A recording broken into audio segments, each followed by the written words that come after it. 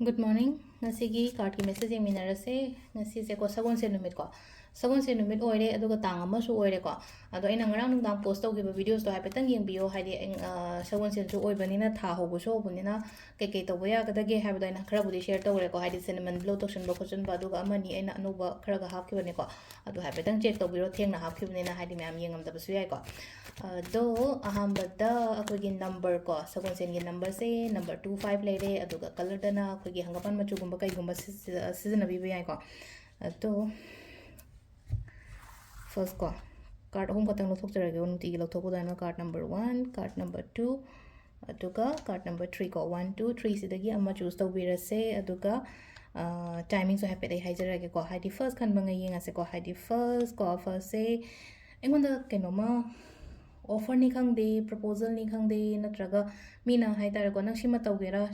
pirak po ina oi ko ngasi se kenoma changakpa haitare aina keno toise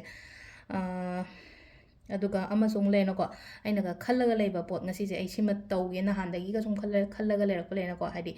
just nangi thamoi da khaliba poto tawbiyo khopiyo ko haidi sida haise ko ja changakpa su oi aduga aina tawbo ko pada jo kaiba kemta leite haidi follow nangi wakhan nangna khaliba poto adu follow tawraga tawbiba haitare ko number 2 sina sida sum basically keno la ko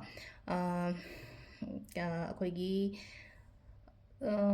fazana nushina leba imu manunga haraga su ko adumaina su oire aduga plus sida su chap manana haitare ko haidi koina sida sida su cup sida makutse pairas mani ting thore ina adu sida su same aingonda khangde aingonda opportunities ni khangde offers ni khangde natraga haidi kenoma any kind of haidi afaba nuaiba adumba changapa oina oi ko number keno gisina akoigi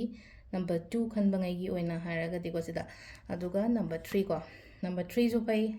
tha hobusu oire tang amasu oire energy yam phazan lai ko number 3 gi sina haidi tawruba thaba inkhang da growth leiba ko pa mangol piba atuga pasha achobodi tawbodi yade ko sida namo pasha achobo tawba yade good news kari kra adum bala kani ko haidi pau nungai ba kari kra adumaina lakwa piri lapna rapade ga pau nungai ba gum bala pado adumaina oina oi ko aduga timing sina ayuki pung 5 ga minute yankai taret tagina pung 3 ka minute kun paung le te 10 ga minute 5 dagina 12 ga minute kaino 10 ga 10 ga minute 5 dagina pung 2 ga minute 3 phawum le ko dagi amu 3 ga minute 13 dagina nungdangi pung 9 ga minute 3 phawum le dagi 13 ga minute 19 dagina pung 1 ga minute 5 phawum le duga nungdang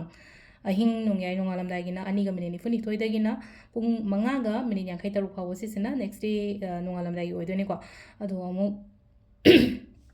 kainogi hanbase ko akoigi english ta hallo ha ko 5:57 am to 7:20 am aduga 10:05 ko 10:05 to 2:13 pm then